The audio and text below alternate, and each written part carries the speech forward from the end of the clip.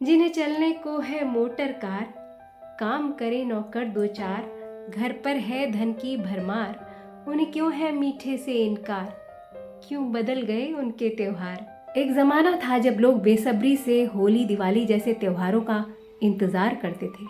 जब वो एक दूसरे के घर मिठाई लेकर मिलने जाते थे तो उन मिठाइयों को बहुत इज्जत मिलती थी, लोग शौक से खाते थे। पर आज क्यों वो गिफ्ट्स और मिठाइयाँ एक से दूसरे घर में ट्रांसफ़र होते रहते हैं और कभी कभी तो वापस हमारे ही घर में पहुंच जाते हैं। सिर्फ सोहन पापड़ी की ही बात नहीं है, अच्छी से अच्छी मिठाई को भी वो इज्जत क्यों नहीं मिलती, लोगों में त्योहारों के लिए वो उत्साह क्यों नहीं है। आइए सुनते हैं सुधा मूर्ति जी द्वारा लिखी कहानी लिविंग थ्रू चेंज में। कहानी के अंत में समझेंगे ये सही है या गलत है। दिवाली के मौके पर सुधा जी ने एक विज्ञापन देखा जिसमें लिखा था, अनाथ आश्रम के बच्चे मिठाई बनाकर बेच रहे हैं। क्या ये मिठाई सचमुच उन बच्चों ने बनाई थी? जो भी, सुधा जी को लगा ये अच्छा तरीका है बच्चों की मदद करने का, उन्हें उत्साहित करने का। उन्होंने कुछ मिठाइयाँ खरीदी और अपनी एक मित्र के घर मिलने पहुंची। वो उम्मीद कर रही थी कि उनकी ये मित्र त्योहार के मूड में होगी। उनकी ये मित्र एक छोटे शहर को बिलोंग करती थी और हाउसवाइफ थी। मगर जब वो उसके घर पहुंची तो उन्हें त्योहारों का कोई मूड नहीं दिखा। मित्र ने कहा, आज वो दिवाली कहाँ मनती है, दिवाली अपना अर्थ खो बैठी है। सुधा जी ने पूछा, ऐसा क्यों कह रही हो? उसने कहा, मैं छोटे शहर में पली बड़ी हूँ। वो ज़माना कितना अलग था। हम रोज़ वही सादी दाल चावल रोटी सब्जी खाते थे, फिर भी स्वस्थ रहते थे। मिठाई तो त्योहारों पर बनती थी। हमें होली दिवाली जैसे त्योहारों का कितना इंतज़ार रहता था। पर आज ज़माना कितना बदल गया है। 2 ही बच्चे होते हैं, हम उनके हिसाब से खाना बनाते हैं और अगर नहीं बनाते तो वो किसी रेस्टोरेंट से ऑर्डर कर लेते हैं। उन्हें साल भर सब कुछ मिलता है, इसीलिए शायद उन्हें त्योहारों में वो रुचि नहीं रही। उन्हें वो इंतज़ार नहीं रहता त्योहारों का जो हमें रहा करता था। सुधा जी ने कहा, तो तुम्हारे हिसाब से क्योंकि उन्हें साल भर मिठाई मिलती है इसलिए उन्हें त्योहारों में रुचि नहीं है। मित्र ने कहा, मुझे तो लगता है पूरी सोच ही बदल गई है। एक ज़माना था जब हम दिवाली पर नए कपड़े ज़रूर खरीदते थे और नए कपड़े ही पहनते थे, पर आज रोज़ ही नए कपड़े आते हैं।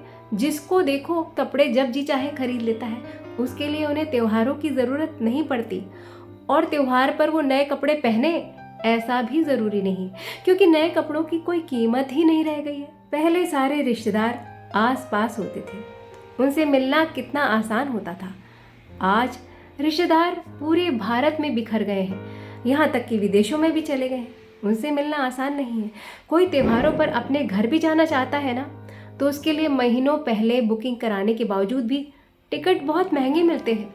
सुधा जी को लगा उनके मित्र को घर की याद आ रही है और उन्होंने कहा, चलो रेनू और मृदुला के घर चलते हैं। उन्होंने सोचा बाहर निकलकर मित्र को अच्छा लगेगा। रेनू और मृदुला उनकी सच्ची और अच्छी मित्र थी, पर मित्र ने अलग ही समाचार सुनाया। उसने कहा, हम वहाँ नहीं जा सकते। क्यों? उसने बताया, रेनू एचआरडी हेड की पोस्ट पर एक बड़ी फर्म में जो कि कार्यरत थी, वो आने जाने वालों से थक जाती है दिवाली पर, इसीलिए वो छुट्टी मनाने गोवा चली गई है। और मृदुला एक किताब लिख रही है। उसने कहा है कि मैं किसी को ना बताऊं कि वो एक कंपनी के गेस्ट हाउस में टिकी हुई है। सुधा जी सोचने लगी, लोग त्योहार मनाने के बजाय क्या उससे बचने लगे हैं? मित्र ने आगे बताना शुरू किया, एक और सरदर्द है। लोग गिफ्ट और मिठाई लेकर चले आते हैं, फिर वो हमें किसी और को देना पड़ता है। सुधा जी ने पूछा, क्या मतलब? मित्र ने बताया, पिछले साल जो गिफ्ट्स आए थे उनमें से बहुत सारे मैंने खोले ही नहीं, ये सोचकर कि अगले साल मैं इन्हें किसी और को दे दूंगी। कैंडल्स, ड्राई फ्रूट्स और मिठाई के डब्बों से मैं तंग आ चुकी हूँ, मैं थक चुकी हूँ। हम सब बूढ़े हो रहे हैं और ज़्यादा घी तेल मिठाई हमारी सेहत के लिए अच्छा नहीं है। हम क्या करते हैं इन सब मिठाई के डब्बों का? सुधा जी ने पूछा, फिर क्या किया तुमने उन डब्बों का? मित्र ने कहा, मैंने तो एक पास के अनाथ आश्रम में उन्हें दे दिया। अरे गरीब बच्चे ही मिठाई का आनंद उठा ले। कौन से अनाथ आश्रम में? जब मित्र ने इस जाने माने अनाथ आश्रम का नाम लिया तो सुधा जी समझ गई कि वहाँ पहुँचने वाले मिठाई और मोमबत्ती के डब्बों का क्या होता है।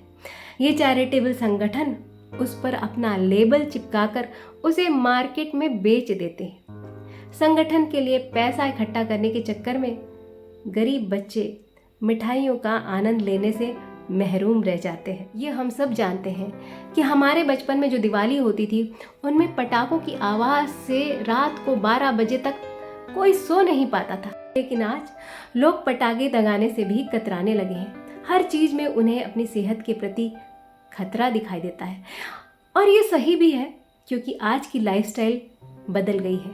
लोग पहले भारी काम करते थे, हाथ से कपड़े धोते थे, घर में सफाई करते थे, मेहनत का काम करते थे। उनका हाजमा, उनका शरीर सब कुछ हजम करने के लायक था, पोल्यूशन झेलने के लायक था। आज लाइफस्टाइल बदल गई है। लोग मशीनों से कपड़े धोते हैं, कोई अपने घर में हाथ से झाड़ू पोछा नहीं करना चाहता, सबने डोमेस्टिक हेल्प लगा रखी है और भारी काम न करने के कारण उनके शरीर की सहन शक्ति और खाने को हजम करने की क्षमता बहुत कम हो गई है। एक ज़माना था जब एंटरटेनमेंट के साधन टीवी, मोबाइल कुछ भी नहीं था। ये त्यौहार एंटरटेनमेंट के साधन होते थे। एक दूसरे के घर जाना, मिलना, बातें करना उन्हें मनोरंजन प्रदान करता था। लेकिन आज मनोरंजन का स्रोत हमारे अपने हाथ में है, तो लोगों को ऐसे मनोरंजन की ज़रूरत नहीं है।